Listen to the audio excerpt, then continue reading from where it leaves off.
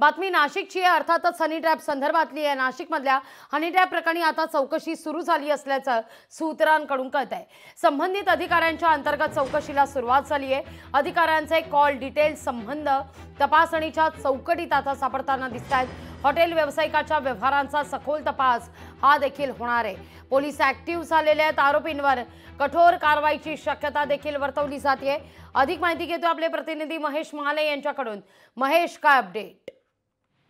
लागवी खरं तर नाशिकसह राज्यातील हनी ट्रॅपचा विषय हा मोठ्या याच्यात गाजतो आहे। खरं म्हणजे याच्यामध्ये नाशिकचा महसूल चा एक वरिष्ठ अधिकारी, अप्पर जिल्हाधिकारी ते देखील या जाळ्यात अडकलेले आणि या प्रकरणी जी आहे ती महसूल विभागाने आता अंतर्गत चौकशी सुरू केली असल्याची जी माहिती आहे ती सूत्रांनी दिलेली। आतापर्यंत जर आपण बघितलं तर तपास यंत्रणा या नाशिकमध्ये दाखल झालेल्या होत्या आणि त्यांनी देखील हा तपास केलेला होता। अंतर्गत जरी चौकशी असली तरी या अधिकाऱ्याची आणि संबंधित त्या हॉटेल व्यावसायिकाशी काही संबंध आहे का याची देखील चौकशी जी आहे ती आता महसूल यंत्रणांकडून केली जाणार आहे। त्यांच्याबरोबर केलेल्या व्यवहारांचा सखोल तपास जो आहे तो याच्यामध्ये केला जाणार आहे। महत्त्वपूर्ण अधिकाऱ्यांचे कॉल डिटेल्स आणि संबंध तपासणीच्या चौकटीत आता येणार आहे। त्यामुळे एकूणच या चौकशीकडे देखील लक्ष लागलेले आहे, कारण याच्यामध्ये महसूल विभागाचा वरिष्ठ अधिकारी अडकल्याने त्याची पाळेमुळे कुठपर्यंत हा हनी ट्रॅप एका अधिकाऱ्यासह आणखी किती अधिकाऱ्यांसोबत जोडला गेलेला आहे याची देखील जी तपासणी आहे ती महसूल विभागाच्या अंतर्गत चौकशीकडनं करण्यात येणार आहे। त्यामुळे तपासादरम्यान काही संशयास्पद आर्थिक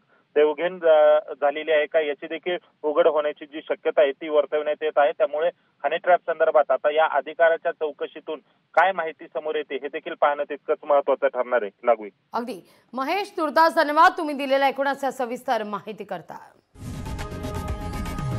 लोकशाही मराठी ऐका, पहा, जागरूक रहा।